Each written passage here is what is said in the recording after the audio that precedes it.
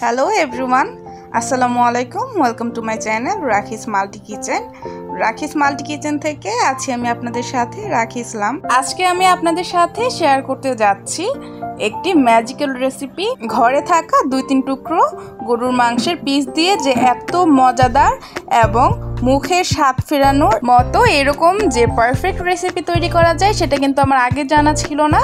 যখন থেকে এই রেসিপিটা আমি শিখেছি তখন থেকে কিন্তু আমি এটি মাঝে মধ্যেই বাসায় ট্রাই করি এবং আমার ফ্যামিলির সবাই কিন্তু খুবই পছন্দ করে। আর আপনিও যদি আমার আজকের এই রেসিপিটি সম্পূর্ণ দেখে বাসায় একবার ট্রাই করেন তাহলে আমি চোখ বন্ধ করে বলে দিতে পারছি যে আপনিও এই রেসিপিটির ফ্যান হয়ে যাবেন। তো আর কথা বাড়াচ্ছি না, চলুন মূল রেসিপিতে যাওয়া যাক। এই রেসিপিটা করতে আমার যে সকল মেন ইনগ্রেডিয়েন্টস লাগবে আমি সেগুলো কিন্তু একটি বাটিতে করে আপনাদেরকে দেখিয়ে দিয়েছি। এখানে আমি কিন্তু 3 টুকরো পরিমাণে মাংস নিয়েছি, এতে করে কিন্তু আমার পরিবারে যতজন আছে সবার হয়ে যাবে। আর আপনারা আপনাদের পরিবারের বা আপনারা যতটুকু বানাবেন সেই অনুযায়ী মাংস নেবেন। এবার আমি এই মাংসগুলোকে একটি ছুরির সাহায্যে ভালোভাবে ছোট ছোট করে নিচ্ছি। এই কাজটা একটু সময় নিয়ে ভালোভাবে করতে হবে যেন মাংসটা কিছুটা কিমার মতো হয়ে যায়। আশা করছি ভিডিওতে দেখে আপনারা বুঝতে পারছেন আমি এই কাজটা ঠিক কিভাবে করে নিয়েছি। এই পর্যায়ে আমি আপনাদেরকে বলতে চাই, আমি যে এত কষ্ট করে ভিডিও মেক করে তারপর আপনাদের সাথে শেয়ার করি আর আপনারা যে সেই ভিডিওগুলোকে লাইক কমেন্ট কিছুই করেন না, সেগুলো কি হয়? আর তাই আপনাদের কাছে আমার বিনীত একটি অনুরোধ থাকলো, যদি আমার কাজ ভালো লেগে থাকে, আমার ভিডিওগুলো আপনাদের কাছে ভালো লেগে থাকে তাহলে প্লিজ আমার ভিডিওগুলোকে লাইক কমেন্ট শেয়ার করবেন এবং আমার পাশে থাকতে প্লিজ আমার চ্যানেলটিকে সাবস্ক্রাইব করে রাখবেন যেন আমার এই ছোট্ট চ্যানেলটিকে আমি আরও অনেক দূর আপনাদের সাহায্যে নিয়ে যেতে পারি। নাও কাম টু দ্য রেসিপি। মাংসগুলোকে ভালোভাবে ছোট ছোট করে কিমার মতো কেটে নেওয়া হয়ে গেলে এগুলোকে আমি চুলায় প্যানের মধ্যে 2 টেবিল চামচ পরিমাণ সয়াবিন তেল দিয়ে এগুলোকে আমি দিয়ে দিয়েছি। এর পাশাপাশি আমি দিয়ে দিচ্ছি একটি পেঁয়াজটিকে আমি 4 ফালি করে কেটে নিয়েছিলাম। তারপর এখানে আমি দিয়ে দিয়েছি 6-7টি পরিমাণ রসুনের টুকরো, দিয়ে দিলাম 3-4 টুকরো পরিমাণ আদা, দিয়ে আমি এগুলোকে কিছুক্ষণ ভেজে নিব।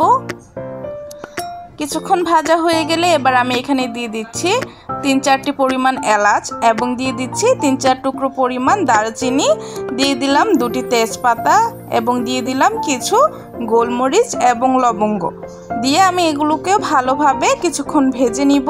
এভাবে সবগুলো মশলাকে একসাথে দিয়ে মাংসটাকে ভেজে নিলে মাংসের ভিতরে সবগুলো মশলার ফ্লেভার চলে আসে, যার জন্য আপনারা মাংসের ভর্তার যে অথেন্টিক টেস্টটা আছে না সেটা পেয়ে যাবেন। তো এভাবেই আমি প্যানে ঢাকনাটা লাগিয়ে 2-3 বার করে উল্টে পাল্টে এগুলোকে ভালোভাবে ভেজে নিয়েছি। যখন এগুলো কিছুটা ভাজা হয়ে যাবে এবার আমি এখানে 1 চা চামচ পরিমাণ টালা জিরে গুঁড়ো এবং দিয়ে দিচ্ছি সামান্য পরিমাণের একটু পানি। পানিটা দিলে কি হবে, মাংসটা ভালোভাবে ভেতর থেকে সেদ্ধ হয়ে আসবে। এবার আমি এখানে দিয়ে দিচ্ছি 4টি শুকনা মরিচ। এখানে আপনারা যেরকম ঝাল খেতে পারেন বা ঝাল খেতে পছন্দ করেন সেই অনুযায়ী মরিচ দিবেন। তারপর এগুলোকে আমি ঢেকে আবারও কিছুক্ষণ জাল করে নিয়েছিলাম। দেখতেই পাচ্ছেন আমার এই মাংসগুলো কিন্তু 100% কুক হয়ে গিয়েছে।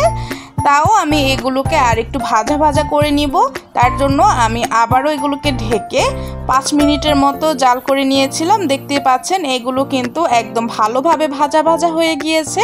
এই পর্যায়ে আমি চুলাটাকে অফ করে দিব। এই মাংসগুলো কিন্তু এখন ভর্তা বানানোর জন্য একদম পারফেক্টভাবে রেডি। এখন আমি এগুলোকে শিলপাটায় পিষে নিব। আর আপনারা যদি শিলপাটায় পিষতে না চান তাহলে আপনারা ব্লেন্ডারে ব্লেন্ডও করতে পারেন, এতে কোনো সমস্যা নেই।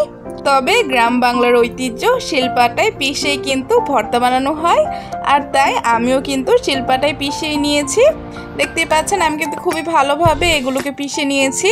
এবার আমি এর মধ্যে দিয়ে দিব 2টি পেঁয়াজ কুচি, দিয়ে দিচ্ছি কিছু কাঁচামরিচ কুচি এবং দিয়ে দিচ্ছি কিছু ধনেপাতা কুচি। এখানে কিন্তু আমি সবগুলো উপকরণই খুবই ভালোভাবে কুচি করে নিয়েছিলাম। আর এখানেও কিন্তু কাঁচামরিচটা আপনারা যেরকম ঝাল খেতে পছন্দ করেন সেই অনুযায়ী দিবেন। এবার কিন্তু আমি হাত দিয়ে এই সবগুলো উপকরণকে ভালোভাবে মাখিয়ে নিয়েছি।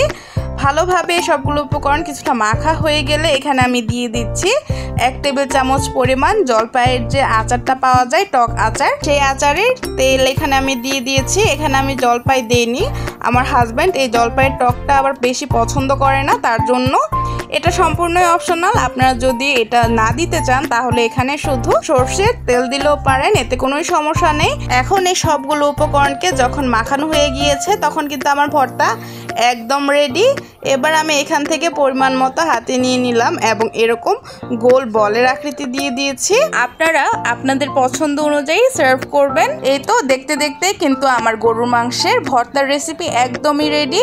শুধু এখন গরম ভাতের সাথে খাওয়ার পালা। তো আমি একা খাবো কেন, আপনারা বাসায় অবশ্যই এটা ট্রাই করেন এবং আপনারাও জানান যে কিরকম হয়েছে আপনাদের রেসিপিটি। তো আমি তো গেলাম, তো আপনারাও যান, আপনারাও গিয়ে এটিকে তৈরি করে ফেলুন। আর হ্যাঁ, যাওয়ার আগে কিন্তু আমার চ্যানেলটিকে সাবস্ক্রাইব করতে ভুলবেন না এবং আমার এই ভিডিওটিকে লাইক, কমেন্ট, শেয়ার অবশ্যই করবেন। তো আবারও দেখা হচ্ছে কোনো নতুন রেসিপিতে। সেই পর্যন্ত সবাই ভালো থাকবেন, সুস্থ থাকবেন সেই কামনা করি। আল্লাহ হাফেজ।